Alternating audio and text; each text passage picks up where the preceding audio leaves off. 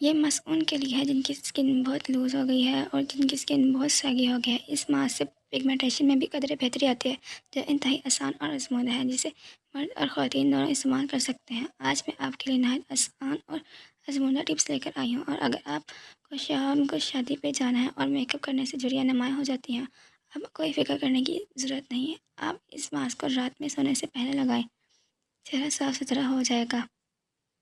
پہلے میں آپ کو اس کا طریقہ استعمال بتا دیتی ہوں۔ سب سے پہلے آپ نے منہ گردن پر ٹھنڈے پانی یا گلاب کے عرق سے سپرے کر لینا ہے، پھر ہلکے ہاتھوں سے ماسک کو چہرے پر لگائیں۔ ماسک اتارنے کے بعد اچھے سے موئسچرائزر کا ضرور استعمال کریں۔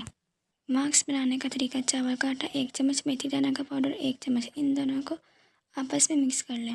اس کے بعد اس میں شہد 2 چمچ ڈال کر یکجا کر کے پیسٹ بنا لیں اور 15 سے 20 منٹ تک کے لیے چھوڑ دیں، پھر چہرے پر لگائیں۔ اس ماسک کو آپ 2 سے 3 بار استعمال کر سکتے ہیں۔